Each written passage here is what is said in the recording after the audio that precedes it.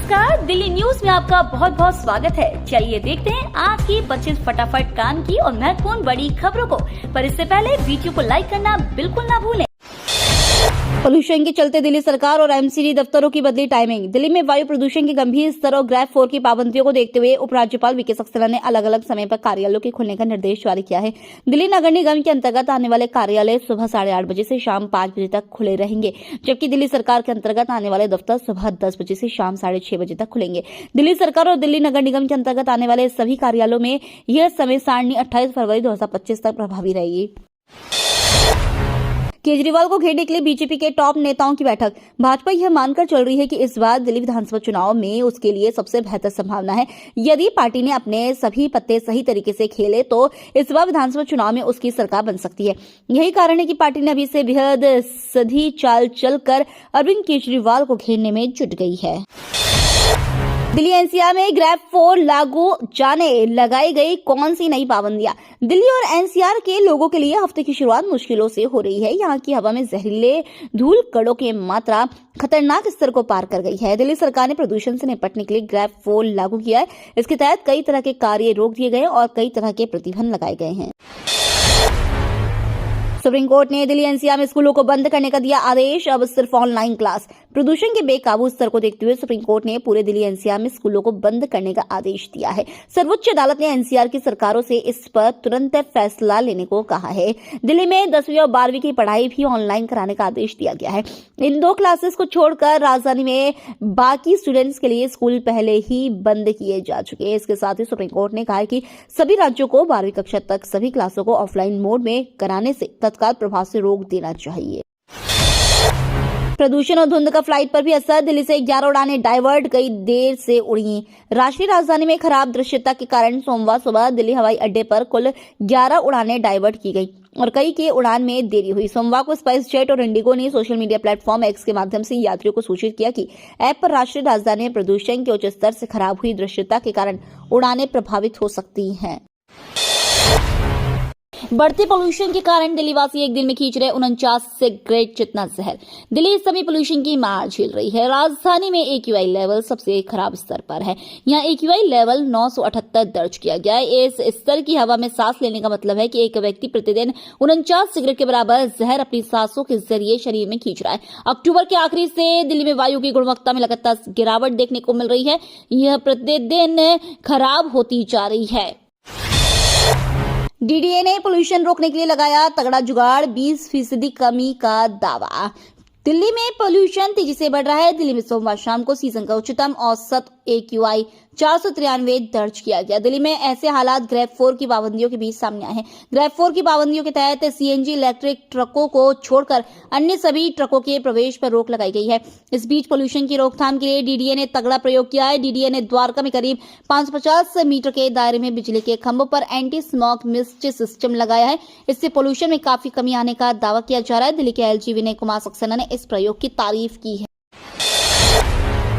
नोएडा में बड़ा हादसा। भरभरा कर गिर गया घर। बचाव अभियान में जुटी टीम। नोएडा में बड़ा हादसा हो गया है। यहाँ नोएडा सेक्टर 63 में एक घर गिरने से हड़कंप मच गया है। घटना की सूचना मिलते ही पुलिस और प्रशासन भी मौके पर पहुंच गए और रेस्क्यू ऑपरेशन शुरू कर दिया है। घटना बहलोलपुर में हनुमान मंदिर के पास की है।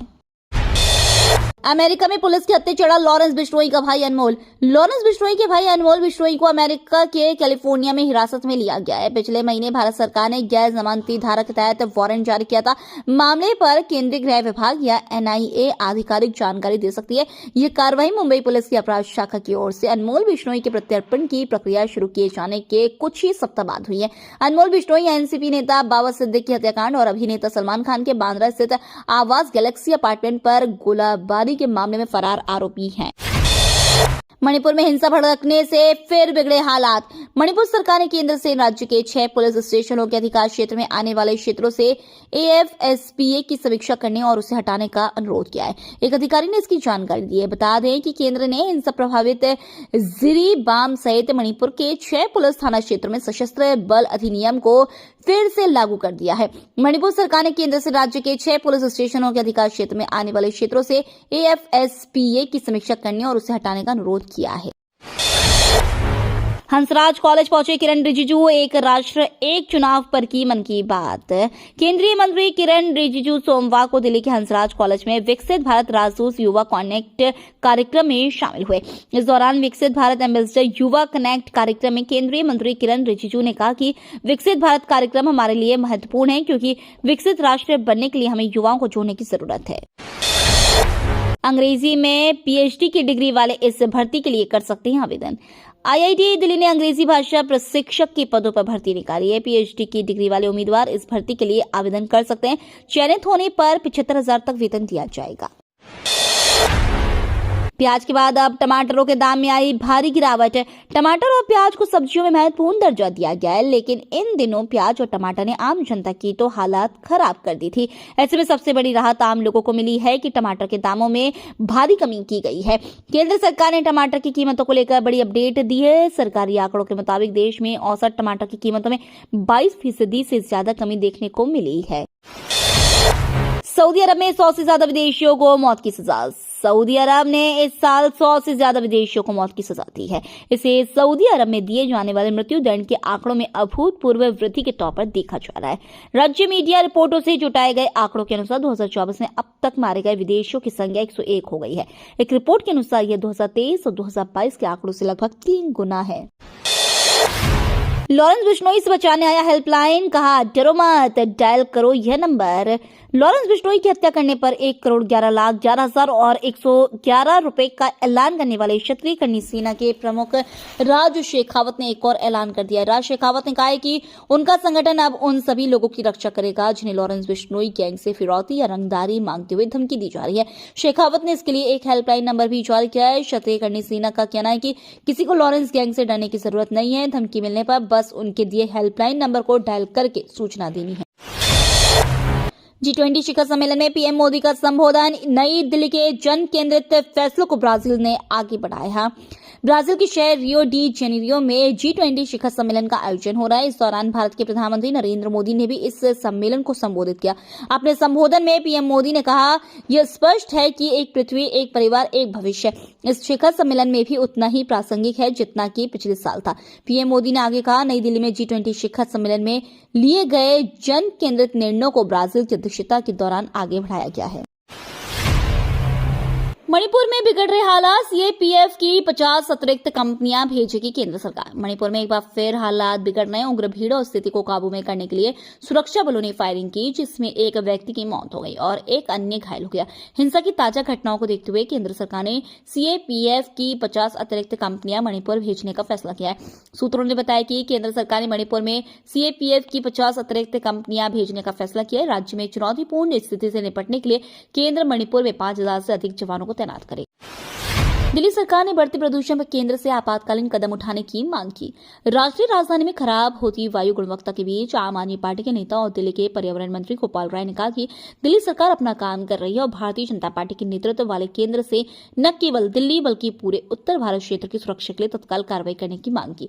अपने स्तर पर दिल्ली सरकार हर संभव कदम उठा रही है।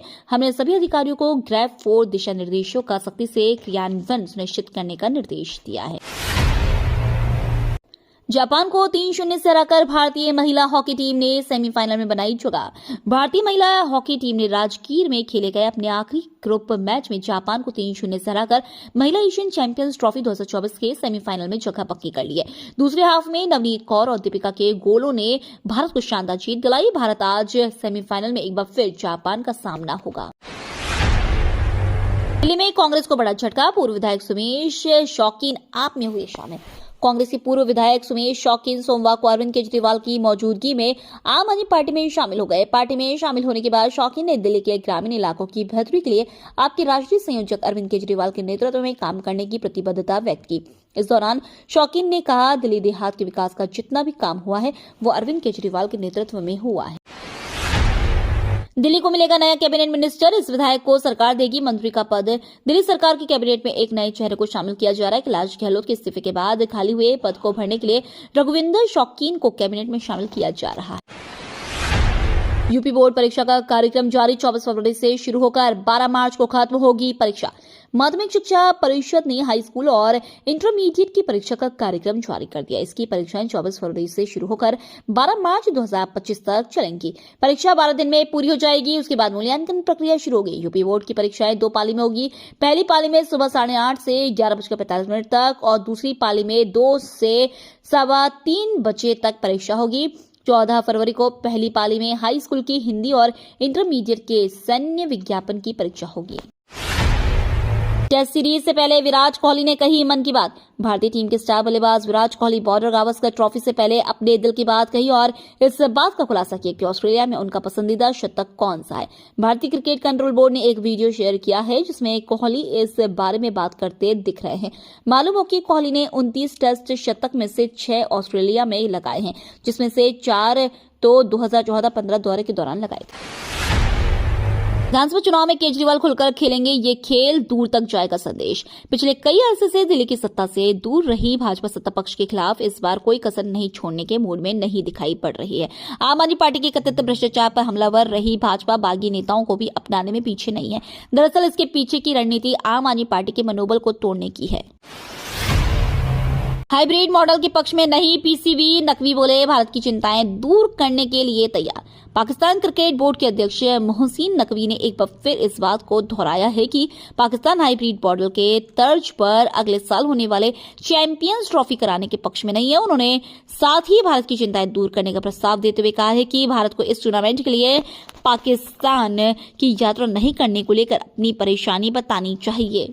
ये तो थी आज की बड़ी खबरें। रोजाना ऐसी ही सबसे पहले अपडेट पाने के लिए चैनल को सब्सक्राइब करना बिल्कुल ना भूलें। धन्यवाद।